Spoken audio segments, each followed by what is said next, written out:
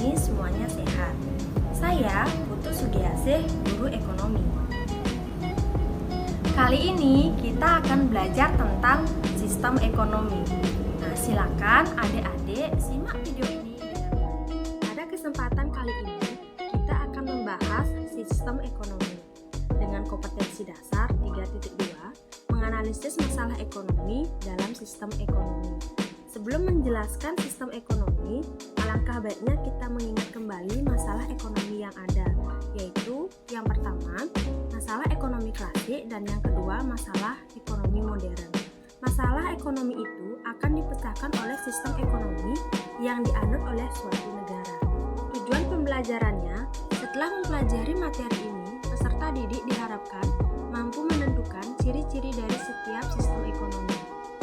Selanjutnya, setelah mempelajari materi ini, peserta didik diharapkan mampu menganalisis kelebihan dan kekurangan masing-masing sistem ekonomi. Yang pertama, sistem ekonomi tradisional dengan ciri-ciri 1. Teknik produksi dipelajari secara turun-temurun dan sederhana. Jadi seseorang memiliki kemampuan untuk memproduksi barang, dia akan mewariskan kemampuannya kepada orang lain. Contohnya seorang ayah, dia akan memberikan pengalamannya kepada anaknya bagaimana cara memproduksi barang tersebut. Nah, jadi kemampuannya itu akan secara langsung diwariskan atau secara turun-temurun. Yang kedua, sedikit modal.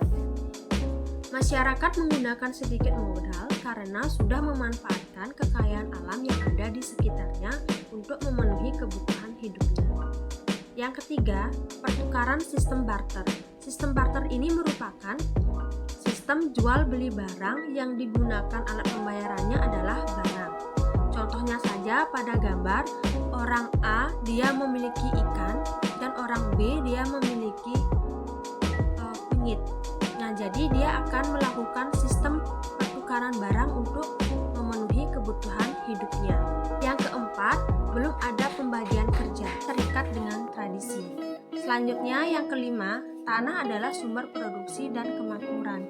Karena tanah itu merupakan kekayaan alam yang harus dijaga untuk memenuhi kebutuhan hidupnya sehari-hari. Adapun kelebihan dan kekurangan dari sistem ekonomi tradisional. Kelebihannya, sumber daya dan lingkungan terjaga. Alam relatif terjaga karena masyarakat cenderung menjaga kelestarian alam sekitarnya. Yang kedua, hubungan masyarakat masih kuat karena mendorong hubungan kerjasama dan kerukunan sehingga terdapat keselarasan antar individu. Kekurangannya, pemenuhan kebutuhan tergantung dari alam. Yang kedua, peradaban sulit maju dan berkembang.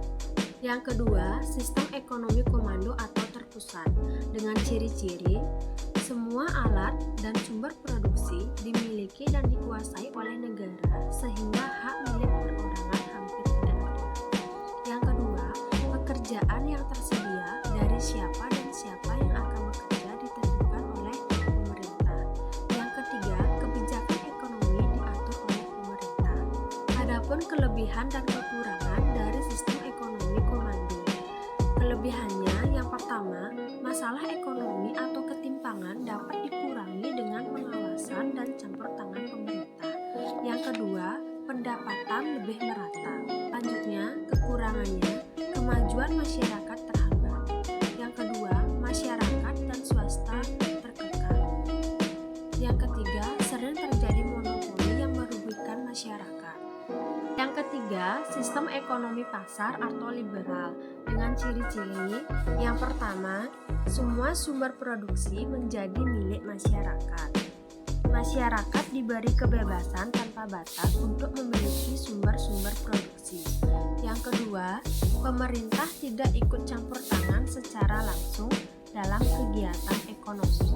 Yang ketiga, masyarakat terbagi atas dua golongan, yaitu golongan pekerja dan golongan pemberi kerja.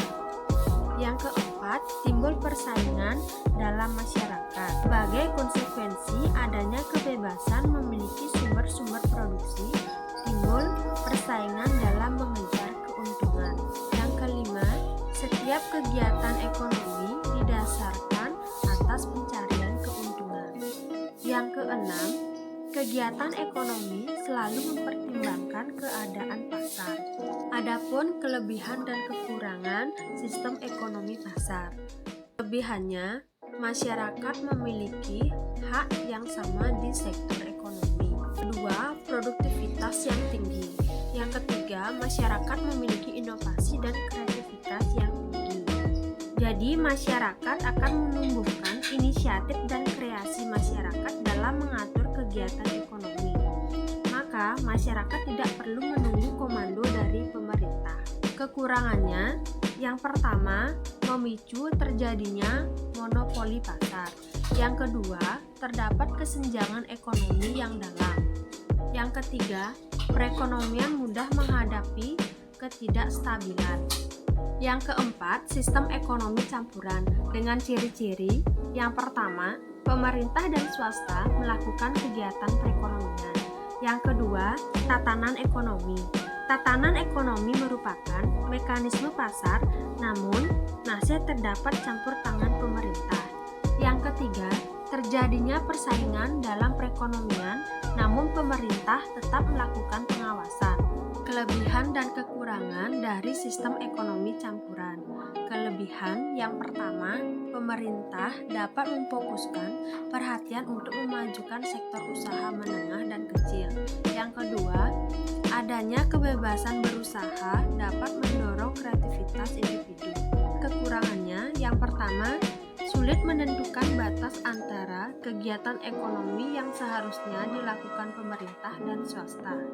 Yang kedua, sulit menentukan batas antara sumber produksi yang dapat dikuasai oleh pemerintah dan swasta. Jadi, sekian pembelajaran hari ini. Nah, sekarang kita akan menyimpulkan materi sistem ekonomi. Setiap sistem ekonomi memiliki kelebihan dan kekurangannya masing-masing. Nah, sekarang sebuah negara akan memilih sistem ekonomi sesuai dengan pokok permasalahan yang ada di negaranya. Pada pertemuan kali ini, saya akan memberikan latihan mandiri dengan petunjuk kerjakan tugas ini di buku tugas dan dikumpulkan melalui Google Classroom. Soalnya itu adalah analisislah pemecahan masalah dari setiap sistem ekonomi. Adik, akhir kata saya pamit undur diri. Semoga materi dalam video pembelajaran kali ini bisa bermanfaat untuk adik-adik. Terima kasih.